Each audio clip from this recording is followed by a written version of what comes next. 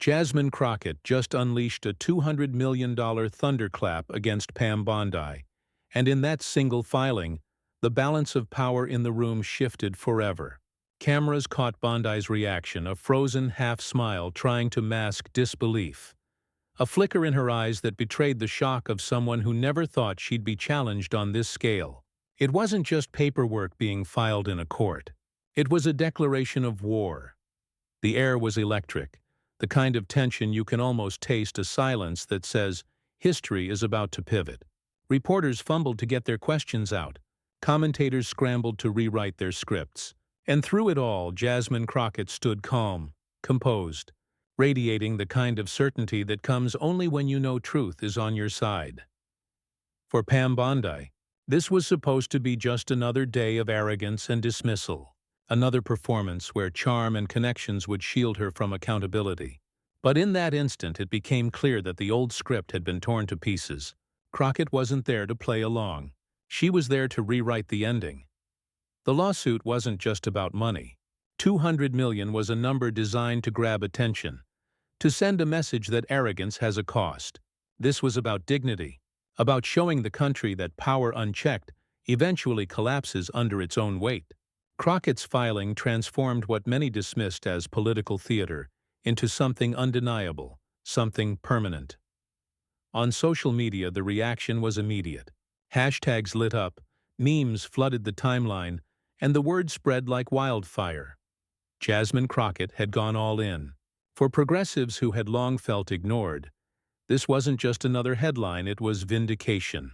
A woman of color, unflinching and unafraid, standing toe-to-toe with one of the establishment's untouchables and daring her to flinch, and Bondi did flinch. That brief tremor in her expression told the story better than any pundit ever could. Because in that frozen second, the mask slipped. Viewers could see it. The realization that she was no longer in control. But the story behind this lawsuit is even more explosive than the headline. For most Americans, lawsuits come and go like background noise. Numbers are thrown around, headlines flash for a day, and then the next scandal takes its place. But this was different. Jasmine Crockett's $200 million filing against Pam Bondi wasn't a sideshow. It was a frontline battle over who gets to define truth, dignity, and justice in America. At first, skeptics rolled their eyes. They called it grandstanding, another flare of political theater designed to stir headlines before fading into the endless churn of the news cycle. The chatter was predictable. "This won't stick," they said. "Bondi's too well connected." And in the polished studios of mainstream punditry, anchors smirked as if they'd seen it all before. But then the evidence dropped. What people thought was noise suddenly roared into clarity. Leaked documents, testimony whispers, details that painted Bondi not as a harmless political player, but as someone who had long wielded power without consequence. It wasn't just Crockett's lawsuit that turned heads. It was the growing realization that beneath the legal filing lay a mountain of arrogance begging to be confronted. That's when the stakes crystallized. This wasn't about money. It was about reputation. Bondi's carefully constructed image as untouchable was cracking. It was about power, the kind of power that says rules apply to everyone else, but never to you. And above all, it was about justice, the universal yearning that unites every American who has ever felt dismissed, belittled, or silenced. For millions watching, especially communities who know the sting of being talked over or written off, Crockett's move became symbolic. She wasn't just filing for herself. She was filing for every immigrant who had been told to wait their turn, for every woman who had been laughed at in boardrooms, for every black leader who had been patronized by those convinced they knew better. Each page of that legal complaint became a mirror reflecting back the struggle of ordinary people. Social media only amplified it. Posts framed Crockett as a David standing against a Goliath of entitlement. Comment sections overflowed with messages like, "Finally, someone is saying what we've all felt for years." Ordinary people saw in her not just a politician, but a vessel for their frustration, their pride, and their hunger for accountability. And for Bondi, the danger wasn't only the lawsuit itself, it was the ripple effect. Every courtroom exchange threatened to unravel her legacy. Every press briefing had the potential to turn into a viral moment where her arrogance would be exposed. This was no longer a skirmish. It was a referendum on her entire career. Think about it. $200 million.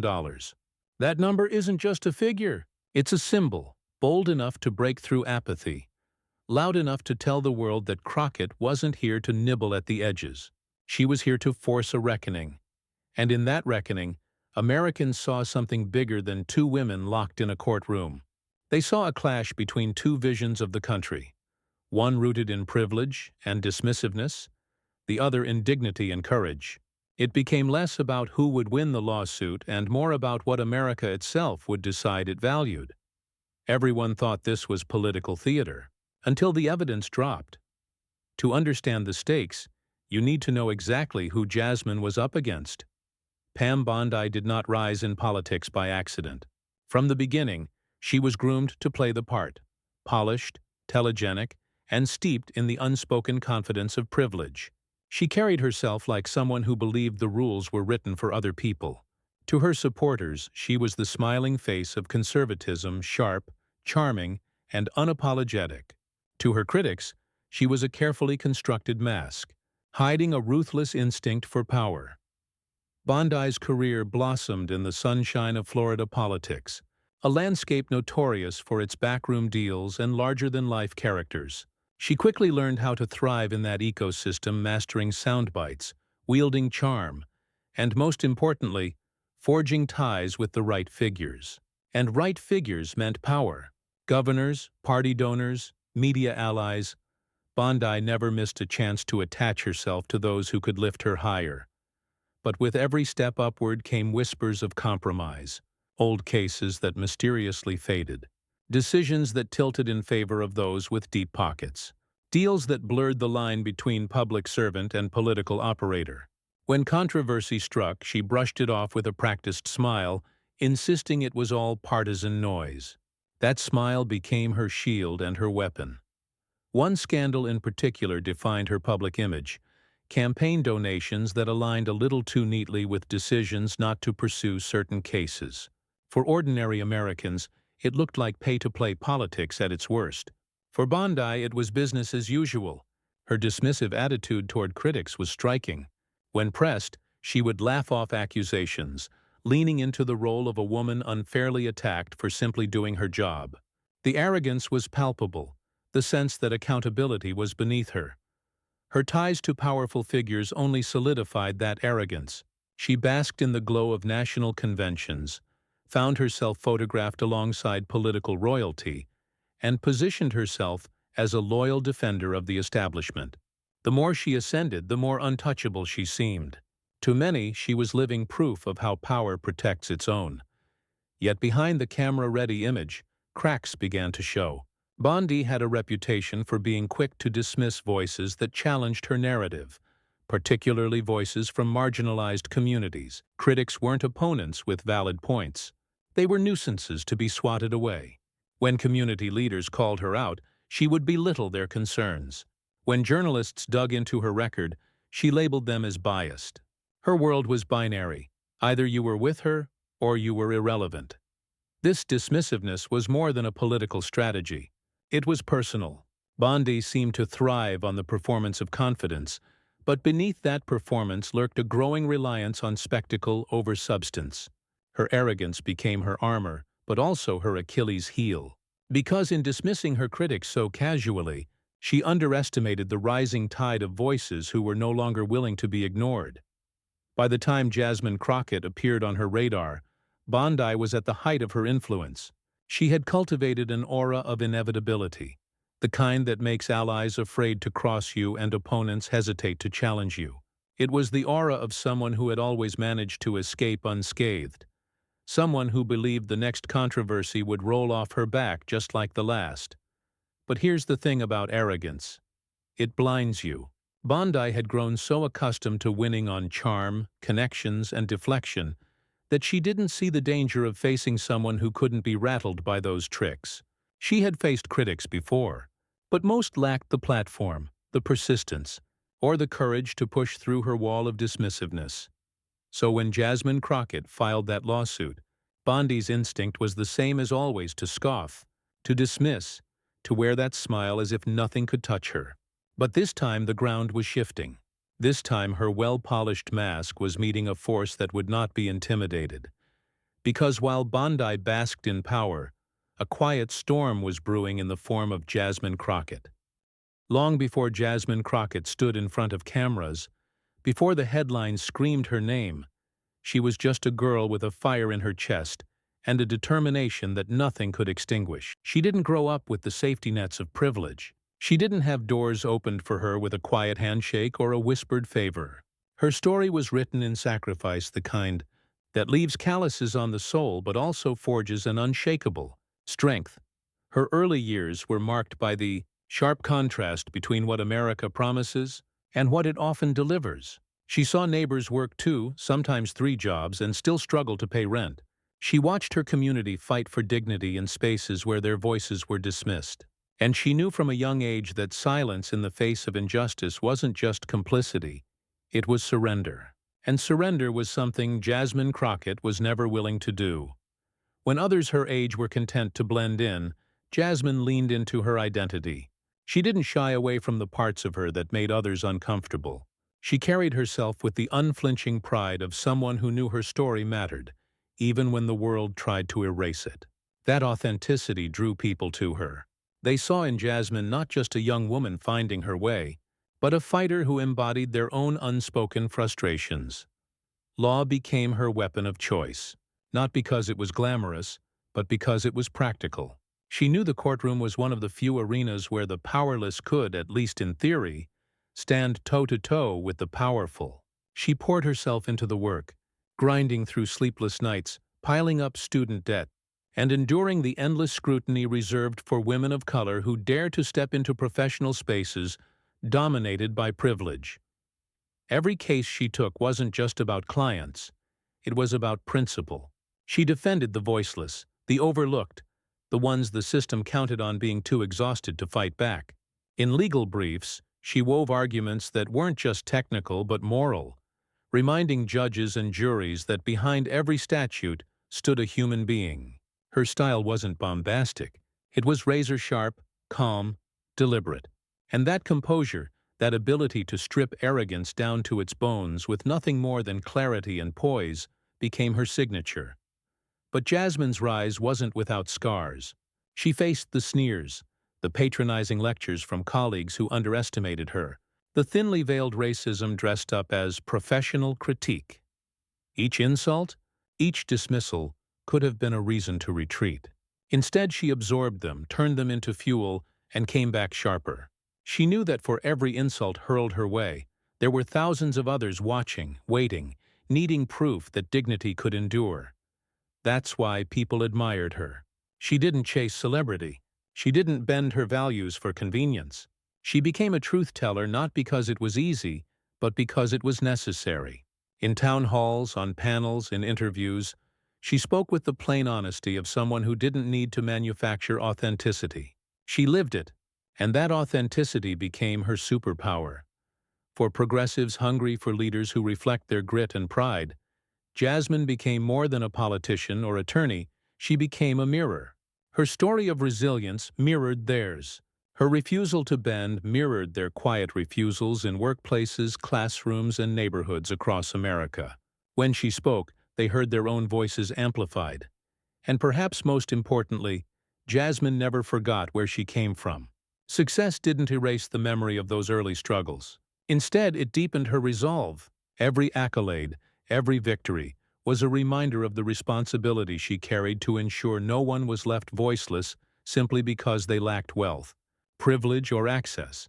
So when Pam Bondi dismissed her, when the establishment rolled its eyes, Jasmine didn't flinch. She knew this battle wasn't just hers. It belonged to every person who had been told to stay quiet, to know their place, to accept scraps of dignity. She carried them all with her, not as a burden, but as a banner.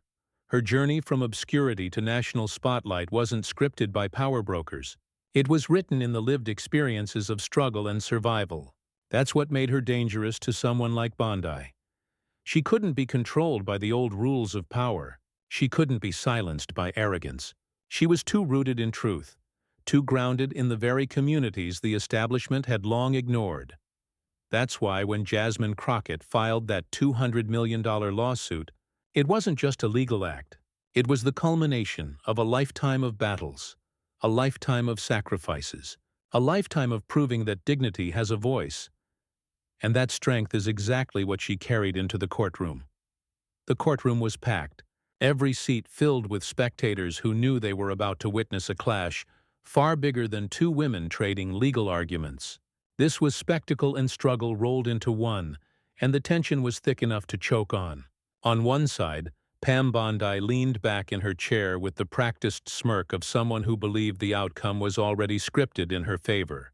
On the other, Jasmine Crockett sat steady, her gaze unflinching, every movement precise, as though she understood the weight of every second.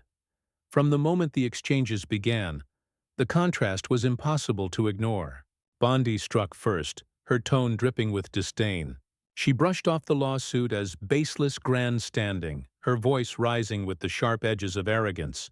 She leaned into sarcasm, tossing barbed comments meant to belittle Crockett, to paint her as inexperienced, emotional, and out of her depth. The words weren't just for the court, they were a performance, meant for cameras, meant to reassure her supporters that she was still untouchable. But Jasmine didn't rise to the bait. She didn't need to. Where Bondi's voice cracked with defensiveness, Crockett's replies were calm, deliberate, and devastating in their precision. She dissected Bondi's points one by one, never raising her voice, never losing her composure. Each rebuttal landed with the quiet force of a hammer striking steel. The audience leaned forward, sensing the shift. Bondi tried again, doubling down with interruptions, her voice growing louder, her body language restless. She slammed her hand on the table, a move designed to dominate the moment. But instead of rattling her opponent, the gesture only highlighted the imbalance between them. Bondi looked flustered, desperate to maintain control. Crockett, meanwhile, remained immovable, the eye of the storm, every word sharpened by conviction rather than volume. The fiery exchanges built like a drumbeat. Bondi hurled accusations, painting herself as the victim of a political witch hunt. She gestured wildly, her polished smile cracking into flashes of frustration. Crockett answered each attack with the grace of someone who had weathered storms far worse. Her strength wasn't in theatrics, but in the power of truth plainly spoken. She didn't need to act outraged. Her composure was its own rebuttal, and the audience could see it. Spectators in the gallery exchanged glances. Whispers rippled through the room. Reporters furiously tapped at keyboards, struggling to keep up with the verbal blows. For those watching live streams across the country, the battle was no longer just legal. It was moral. It was about character, about which demeanor the public trusted. Arrogance dressed as confidence, or quiet dignity wrapped in steel. Every time Bondi tried to overpower the exchange, Crockett used her own force against her, flipping Bondi's words back with cutting clarity. It wasn't just a debate. It was a dismantling, piece by piece, of a persona that had long relied on bravado. And for the first time in her career, Pam Bondi looked rattled. Her carefully rehearsed mask slipped, revealing not strength but fragility. Still, the tension had not yet peaked. Viewers were glued to the spectacle, waiting for something more, waiting for the moment when the simmering conflict would boil over. The courtroom air was thick with anticipation, like a held breath before a thunderclap. Pam Bondi leaned forward, her voice cracking just slightly as she tried to reassert herself. She dismissed Crockett's arguments with a bitter laugh, calling them fantasies of the weak. But in that very moment, her dismissal revealed what many had long suspected: fear. The fear of someone finally unmasking her, and Jasmine saw it. She didn't pounce with anger. She simply let the silence hang for a beat too long, forcing every eye in the room to focus on Bondi's unraveling composure. It was a silence more powerful than any insult. The exchanges had reached their breaking point. The arrogance, the dismissals, the cracks in the mask, they were all building towards something inevitable. The audience could feel it coming. The moment when Crockett would unleash the strike that no one, least of all Bondi, was prepared for. But then came the turning point, a counterattack no one saw coming.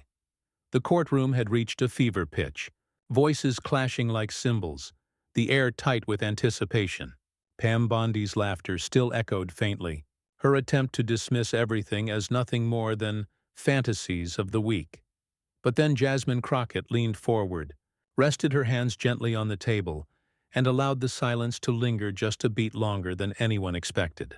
That silence was its own declaration, the calm before a storm, that would leave the room in stunned disbelief. And then she began. Her voice was measured, unhurried, every syllable landing like the strike of a gavel. She didn't match Bondi's volume or theatrics. She didn't need to. Instead, she pulled a folder from her stack of evidence and opened it with the quiet authority of someone who knows the truth is on her side. "Your Honor," Crockett said, "the defense would have you believe this is about political theater. But the facts tell a story of arrogance, corruption, and betrayal of the very principles this office is sworn to uphold." The room stilled. Bondi shifted in her chair, her smirk faltering. Crockett lifted the first document, holding it high enough for the judge and jury to see. It was a financial record, neat columns of donations and dates, lined up with surgical precision. With each detail she read aloud, the courtroom seemed to tighten around Bondi's chair. Contributions from entities under investigation. Decisions that magically evaporated soon after checks were cashed. The coincidences stacked so high they no longer looked like coincidences at all. Bondi tried to interject, but Crockett's composure was unshakable. She let Bondi's interruption crumble into the air, then continued with surgical calm. "These records don't lie," Crockett said, "and neither do the people whose lives were trampled when justice was put up for sale." Gasps broke out among the spectators. The gallery leaned forward, eyes darting between Crockett and Bondi. For the first time, Bondi's mask cracked fully, the shift in her expression unmistakable. The dismissive smile was gone, replaced by the tight jaw of someone realizing the walls were closing in. Crockett wasn't finished. She slid another exhibit onto the table. Email correspondences, the kind Bondi hoped would never see daylight. Words that dripped with entitlement. Dismissals of concerns raised by community advocates. Arrogance etched into every sentence. And then, the line that froze the room. A casual remark about dismissing a case because they'll forget by next week. The silence that followed was deafening. Bondi's attorney scrambled to object, but even the judge seemed momentarily caught by the gravity of the revelation. Social media feeds lit up in real time as reporters live-tweeted the quotes, hashtags exploding, the story growing wings faster than anyone could contain it. And still, Jasmine pressed on. She spoke not with vengeance, but with clarity, her tone heavy with the dignity of someone carrying more than her own burden. She reminded the court of every family denied justice, every community dismissed, every individual silenced, because arrogance thought itself immune. Each sentence rose higher, each piece of evidence stacked taller, until the mountain before Bondi seemed insurmountable. By the time Crockett closed the folder, the courtroom was so quiet it felt like the entire country was holding its breath. Even the click of a pen cap in the back row sounded thunderous. Bondi tried to laugh again, but the sound faltered, hollow. The cracks in her armor were no longer subtle. They were visible to everyone. Her face flushed, her eyes darted, her hands fidgeted with papers she no longer controlled. For a woman who had built her career on charm and untouchability, it was a collapse happening in real time. And Jasmine knew it. She didn't gloat. She didn't sneer. She simply let the truth stand taller than any insult ever could. "Justice," Crockett concluded, her voice steady and firm, "isn't for sale. Not in this courtroom. Not in this country. Not ever." The words hung in the air like a final blow. Reporters stopped typing for a moment, stunned. Spectators exhaled audibly, some clapping before the bailiff motioned for silence. Outside the courthouse, crowds erupted as the words hit live feeds, echoing across social platforms, news stations, and group chats. For Bondi, the moment was catastrophic. Her long-maintained image of control had been shattered in one afternoon. The very evidence she thought buried had been unearthed, displayed, and weaponized against her by a woman she had arrogantly dismissed as unworthy of serious attention. Crockett had delivered not just an argument, but a spectacle of truth cinematic in its pacing, devastating in its delivery. Viewers across the nation replayed the clip of Bondi's face when the documents were revealed, memes already forming with captions like, "When arrogance meets accountability." And in that moment, the archetypes were clear. Bondi the villain, rattled, unraveling before the world. Crockett the hero, composed, resolute, her calm delivery more powerful than any shout. It wasn't just law. It was theater. It was morality. It was history bending under the weight of evidence. When Jasmine finally sat back, the silence lingered, not awkward but reverent, as though everyone in the room knew they had just witnessed something unforgettable. It was the kind of silence that carries beyond four walls, the kind that etches itself into the nation's collective memory. Pam Bondi sat motionless, staring at the table, her earlier bravado drained away. Every camera lens zoomed in, catching the tremor of her jaw, the stiffness of her body, the unmistakable look of a person who had just been cornered by truth. And Jasmine? She didn't need to smile, didn't need to savor the moment. She knew the work wasn't finished, but she also knew the tide had turned. Her calm expression said everything. This was only the beginning, and the shockwaves didn't stop there. The moment Jasmine Crockett's words, "Justice isn't for sale, not in this courtroom, not in this country, not ever," hit the airwaves, the country erupted. Within minutes, hashtags surged to the top of Twitter's trending list. Crockett crushes Bondi, "Why justice isn't for sale," and the simple but devastating "Why her face" said it all. Clips of Bondi's stunned expression spread like wildfire, looping endlessly across TikTok, Instagram Reels, and Facebook timelines. The still shot of her frozen half-smile became the meme of the week, plastered with captions like, "When your power card gets declined." Commentators rushed to their microphones. Progressive podcasts hailed the takedown as a turning point, not just in one courtroom battle, but in the cultural war over accountability. "This wasn't politics," one host declared breathlessly. "This was history unfolding before our eyes." Cable news producers, sensing ratings gold, replayed Crockett's closing line in slow motion, intercut with reaction shots of Bondi shrinking in her seat. For once, the narrative wasn't fractured, nearly everyone agreed on the sheer spectacle of what they had witnessed. And it wasn't just pundits. Celebrities chimed in too.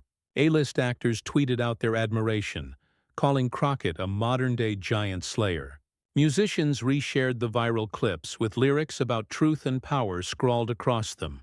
Activists posted side-by-side comparisons of Crockett and other iconic truth-tellers in American history. She wasn't just trending, she was being canonized in real time. On the streets, the reaction was visceral. Crowds gathered outside the courthouse, not because they expected another announcement, but simply to stand where it happened, to be part of the atmosphere. Hand-painted signs read, "Thank you, Jasmine," and $200 for dignity. Some even recreated the moment on handmade posters, Crockett, standing tall, Bondi shrinking, the caption in bold. Accountability looks like this. For everyday Americans, especially those long dismissed by systems of power, Crockett's counterattack felt personal. In barbershops, diners, and kitchen tables, people replayed the moment, grinning as if they themselves had landed the blow. "That's us right there," one father told his teenage daughter as they watched the clip on his phone. "That's us finally being heard." The pride was infectious, not just admiration for Jasmine as an individual, but as a representative of something bigger, something collective. Even those usually disengaged from politics couldn't look away. The sheer drama, the arrogance undone, the truth revealed, the calm victory was irresistible. On platforms known more for dance trends and comedy skits, Crockett's mic drop moment became the audio clip of choice. Lip-synced by teenagers, reenacted by comedians, remixed into songs that climbed viral charts. She wasn't just in the news cycle. She was in the cultural bloodstream. And Bondi? Her silence became its own headline. While Crockett's words circled the globe, Bondi retreated, her team scrambling to spin what had happened. But every attempt at damage control was drowned out by the roar of public validation for Jasmine. Bondi's polished mask had cracked on camera, and no press release could glue it back together. For progressives who had long waited for a moment like this, the aftermath felt like more than a win. It was vindication, a chance to stand taller, to feel prouder of identities too often marginalized. Jasmine Crockett wasn't just a woman in a courtroom, she had become a symbol, a vessel for their dignity, their pride, their truth. And yet, even as the memes spread and the applause grew louder, something else lingered in the air. The spectacle was unforgettable, yes, but Jasmine Crockett wasn't done. The battle wasn't just about exposure or humiliation. It was about something deeper, something moral, something that reached beyond social media timelines. Because the biggest twist wasn't online. It was what Crockett said next. When the cameras finally settled back on her, Jasmine Crockett didn't bask in the viral glory or the roaring applause outside. She didn't gloat, didn't strut, didn't waste a second on self-congratulation. Instead, she lifted her chin, looked directly into the cameras, and reframed the entire moment. "This isn't about me," she began, her tone firm but steady, echoing through the courtroom like a sermon. "It's about what we, as a people, are willing to accept, and what we are no longer willing to tolerate." The words hit differently. They weren't crafted for pundits or for headlines. They were aimed at every American watching from their living rooms, every immigrant child scrolling on their phone, every worker pulling a late-night shift with the news buzzing in the background. She turned the lens outward, away from the spectacle of Bondi's unraveling, and back toward the people who had placed their hopes in her. "Dignity is not for sale," she continued. "Justice is not negotiable, and no one, no matter how polished, no matter how privileged, is above accountability." In those sentences, Crockett transformed the lawsuit into something bigger than a legal filing. It became a moral declaration, a statement of values that transcended politics. She wasn't just holding Bondi to account. She was reminding America of the promises it makes to its people, promises too often broken, too often ignored. And the effect was electric. Viewers who had tuned in for the drama found themselves unexpectedly moved. Tears welled in the eyes of people who had long felt invisible. Crockett wasn't just fighting for her own dignity, she was fighting for theirs. She became the voice they didn't have, the strength they wished for in moments of weakness. What made it powerful wasn't grandiosity. It was the simplicity of truth. Crockett wasn't playing to the cameras. She was speaking from a place deeper than performance. And that sincerity resonated like a bell tolling across the nation. She closed with a reflection that felt less like a closing argument and more like a covenant. America is not defined by the arrogance of the few. It is defined by the resilience of the many. We are stronger than hate. We are greater than corruption. And no amount of money, no lawsuit, no smear will ever erase that truth. The audience didn't just hear words. They felt a charge of inspiration, a call to remember their own worth. For progressives, for immigrants, for communities too often told they were lesser, it was a moment of validation. Their struggles had been named, their dignity uplifted, their fight honored. Bondi may have been the defendant, but in that instant, she was irrelevant. The real story was the people Jasmine Crockett was speaking to, and the reminder that the arc of justice still bends slowly, painfully, but always toward truth. The courtroom erupted in applause despite protocol. The judge's gavel drowned out by the collective exhale of hope. Outside, chants rose louder than ever. Justice isn't for sale. It wasn't just a chant. It was a promise. And that strength, that moral clarity, that refusal to bow it, became Jasmine Crockett's legacy in that moment. Not just a lawyer, not just a politician, a truth-teller, a fighter, a mirror of America's better self. The battle with Bondi was far from over, but something more important had already been won. A line had been drawn, a message made clear. Because in the end, Crockett hadn't just challenged arrogance. She had reminded America of its soul. When the dust of the courtroom finally settled and the echo of the gavel faded, Jasmine Crockett rose not as a victor gloating over her opponent, but as a messenger carrying something far larger than her own triumph. She stood steady, her voice neither trembling with anger nor swelling with pride, but rooted in a deeper truth that cut across political lines, racial divides, and generational gaps. "This case," she began, her words deliberate and weighted with conviction, "was never just about me versus Pam Bondi. It was never just about two names on a docket. This case is about who we are as a people. It is about the values we choose to honor and the ones we refuse to surrender." The room leaned in. What had begun as a lawsuit, a spectacle of power clashing with power, was transformed in her framing into something universal. She stripped away the noise and reframed the story as a lesson: dignity against arrogance, service against corruption, truth against the machinery of lies. She lifted her hand gently, as though balancing scales the whole country could see. On one side, arrogance, privilege, entitlement. On the other, dignity, perseverance, and service. Which will America choose? Which will define us? Her words weren't rhetorical flourishes. They were a mirror held up to the nation, reflecting not just Bondi's downfall but the countless daily battles fought quietly by ordinary people. Immigrants demanding recognition, workers demanding fair treatment, women demanding respect, communities demanding justice. In Crockett's voice, they all found themselves. She told them plainly, "Service to others will always outweigh service to self. The pursuit of justice will always rise above the pursuit of power. And dignity will always outlast arrogance." It was an uplifting crescendo, the kind that stirs not just applause but a deeper stirring of the soul. Because Crockett wasn't simply defending herself, she was defending a vision of America where truth matters, where arrogance cannot forever shield corruption, and where the voices of the overlooked can shatter the silence of power. The impact was palpable. Some wiped tears, not because of a lawsuit, but because someone had finally spoken the words they had long needed to hear: that their struggles weren't invisible, that their fight had meaning, that justice was still something worth believing in. And Crockett didn't stop there. She went further, weaving the moment into history itself. "Every generation faces a test," she declared. "Ours is no different. The question is not whether arrogance exists, it always will. The question is whether we will bow to it, or whether we will rise together in defiance of it." Her gaze swept the room, but her words were for the millions beyond those walls.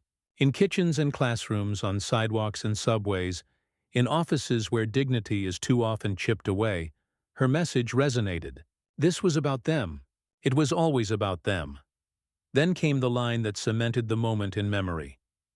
"The future does not belong to arrogance. The future belongs to those who fight for justice, who serve with dignity, who refuse to be silenced. That is the America I believe in. That is the America we must all fight for." The courtroom stirred, but it was more than applause. It was the collective exhale of a nation reminded of its better self. Outside, chants picked up again, not in anger, but in pride. "Justice! Justice! Justice!" And in that swell of voices, the battle ceased to be about Bondi at all.